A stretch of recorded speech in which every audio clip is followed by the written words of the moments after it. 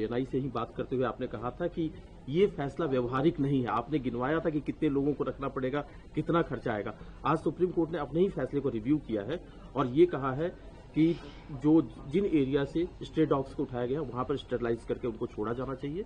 जो आक्रामक कुत्ते हैं या जिनमें रेबीज है उनके लिए अलग से व्यवस्था होनी चाहिए। क्या कहना है मैम इसका? मैं बहुत ही खुश हूं इस फैसले के साथ।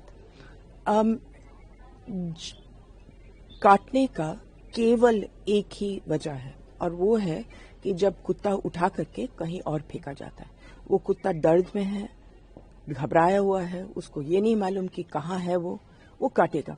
तो अगर ये पूरे केस का जड़ यही है कि लोग शिकायत कर रहे थे कि कुत्ते काट रहे हैं, तो मैं सहमत हूं कि वो काट रहे थे और मैं ये भी कह रही हूं कि वजह ये है।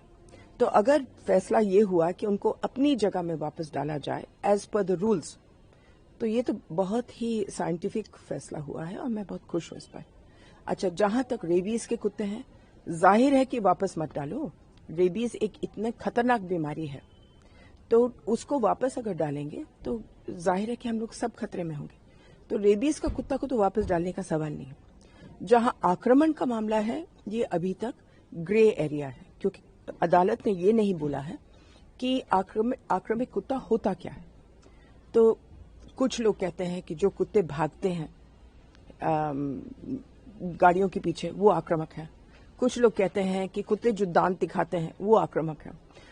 कुछ लोग कहते हैं जो कुत्ते भागते हैं बच्चों के पास वो आक्रामक है, हालांकि काटेंगे नहीं, लेकिन भागने से ही बच्चों को डर लगता है। कोई कुछ कहते हैं कि हमारे स्कूटर पर बैठ करके वैक्सीन खाते हैं, तो वो भी आक्रमण माना जाता है। तो ये फैसला हम लोगों को पहले बताया जाए कि आक्रमिक कुत्ता होता क्या है। मैम, एक और चीज कही गई है कि जो पब्लिक फीडिंग एरिया है उसको बनाया जाए कि हर जगह पर लोग खाना न दें, एक एरिया हो, डेडिकेटेड एरिया हो, वहीं पर खाना दें। बिल्कुल सही है। और अभी तो उनको बोर्ड्स भी लगाने पड़ेंगे कि ये खिलाने वाली जगह है। ये तो सबसे अच्छी बात है।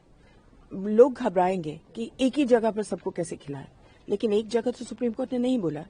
अगर आपकी कॉलोनी में 30 कुत्ते हैं मान लो, तो 30 कुत्ते 3 जगह में खिलाए जा सकते हैं अपने टेरिटरीज में, लेकिन इधर उधर ना खिलाया जाए। ये तो हम शुरू से ही बोल रहे हैं।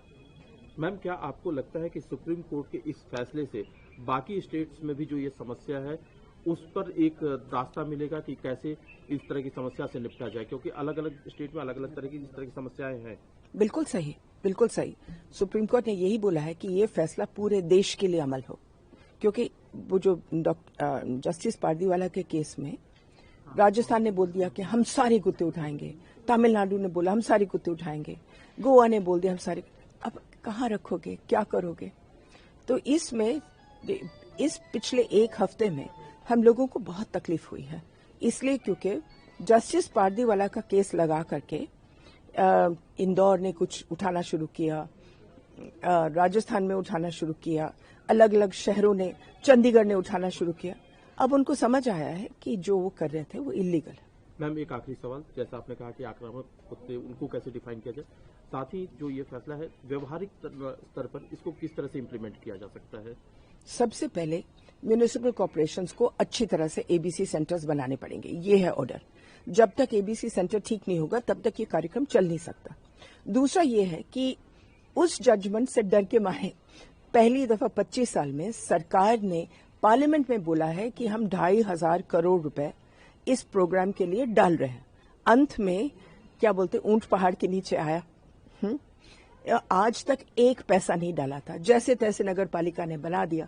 अब फरीदाबाद जैसे बड़े शहर जिसका कार्यक्रम अच्छा चल रहा है, लेकिन उन्होंने क्या किया है कि एनजीओ अपनी जगह ले ले, अपनी जगह बनाए। अब किसके पास पैसा है कि पूरा हॉस्पिटल अपने आप बना ले? तो अब इन्होंने क्या कह दिया है कि सारे म्यूनिसिपैलिटीज और नगर पालिका बनाए ठीक से एबीसी सेंटर, तब जाकर ये कार्यक्रम ठीक से चलेगा। Thank you ma'am.